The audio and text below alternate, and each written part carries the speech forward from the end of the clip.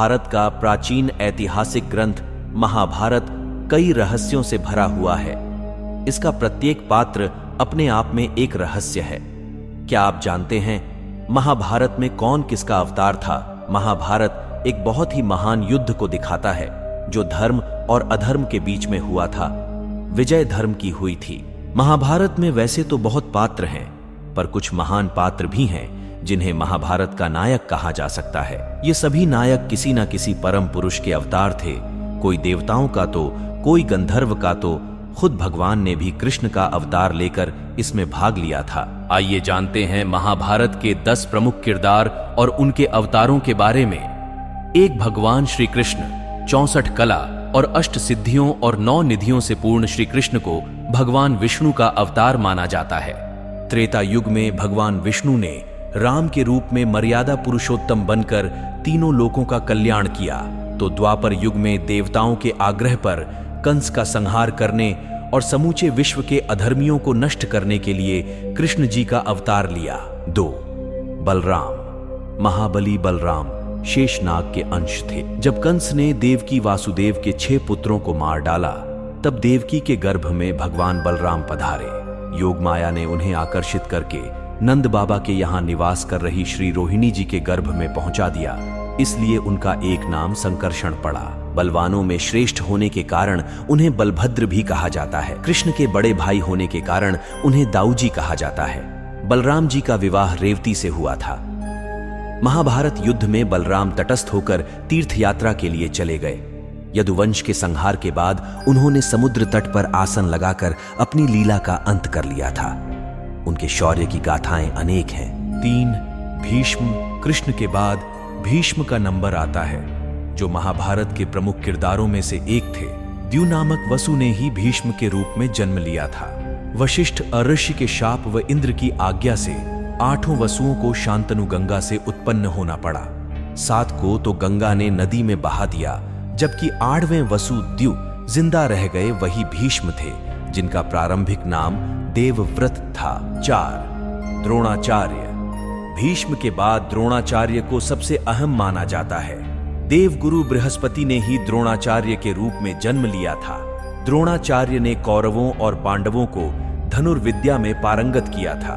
5 अश्वत्थामा। द्रोणाचार्य के पुत्र अश्वत्थामा भी महाभारत के रोचक किरदारों में से एक है। गुरु द्रोणाचार्य के पुत्र थे अश्वत्थामा। पिता पुत्र की जोड़ी ने मिलकर महाभारत में कोहराम मचा दिया था। पौराणिक कथाओं में बताया गया है कि अश्वत्थामा को महादेव, यम, काल और क्रोध के सम्मिलित अंश से उत्पन्न किया गया था। 6 कर्ण। देवताओं में सबसे प्रमुख सूर्यदेव के पुत्र थे कर्ण। कर्ण सूर्य के अंशावतार थे। कर्ण के बारे में सभी जानते हैं कि वे सूर्य कुंती के पुत्र थे। उनके पालक माता पिता का नाम अधिरथ और राधा था। उनके गुरु परशुराम और मित्र दुर्योधन थे। हस्तिनापुर में ही कर्ण का लालन पालन हुआ। उनके परम मित्र दुर्योधन ने उन्हें अंग देश का सिंहासन सौंपा था। जरासंध को हराने के कारण उनको चंपा नगरी का राजा बना दिया गया था। 7 दुर्योधन। दुर्योधन कलियुग का तथा उसके 100 भाई पुलस्त्य वंश के राक्षस के अंश थे। दुर्योधन हस्तिनापुर के महाराज धृतराष्ट्र और गांधारी के 100 पुत्रों में सबसे बड़ा पुत्र था। वेद व्यास के वरदान से ही गांधारी के 100 पुत्रों का जन्म हुआ था। दुर्योधन के असंख्य कुकृत्य के कारण अंततोगत्वा कौरव और पांडवों में युद्ध आरंभ हो गया। दुर्योधन गदा युद्ध में पारंगत था और श्री कृष्ण के बड़े भाई बलराम का शिष्य था। दुर्योधन ने कर्ण को अपना मित्र बनाया था। गांधारी द्वारा देखे जाने से उसका शरीर वज्र के समान हो गया था, लेकिन कृष्ण के छल के कारण उसके गुप्तांग का स्थान कठोर नहीं हो पाया, जिसके चलते महाभारत युद्ध में भीम ने दुर्योधन को उसकी जंघा से पकड़कर उसके 2 फाड़ कर दिया और इस तरह दुर्योधन मारा गया। 8 अर्जुन। इनके धर्म पिता पांडु थे, लेकिन असल में वे इंद्र कुंती के पुत्र थे।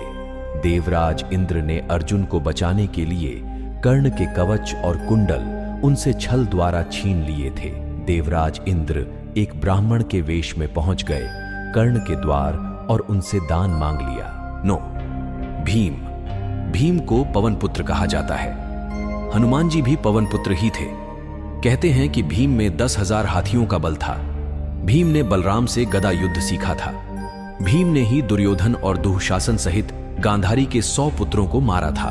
द्रौपदी के अलावा भीम की पत्नी का नाम हिडिंबा था, जिससे भीम का परमवीर पुत्र घटोत्कच पैदा हुआ था। घटोत्कच ने ही इंद्र द्वारा कर्ण को दी गई अमोघ शक्ति को अपने ऊपर चलवाकर अर्जुन के प्राणों की रक्षा की थी। दश, नकुल और सहदेव ये 33 देवताओं में से 2 अश्विनी कुमारों के अंश से उत्पन्न हुए थे।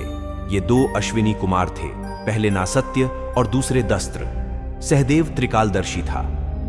उसने महाभारत युद्ध के होने और इसके परिणाम की घटनाओं को पहले से ही जान लिया था, लेकिन श्री कृष्ण ने उसे इस घटना को किसी को भी बताने से इनकार कर दिया था। ऐसे रहस्यमय फैक्ट देखने के लिए हमारे चैनल को सब्सक्राइब कीजिए और लाइक और कमेंट भी कीजिए। धन्यवाद। अपना ख्याल रखिए।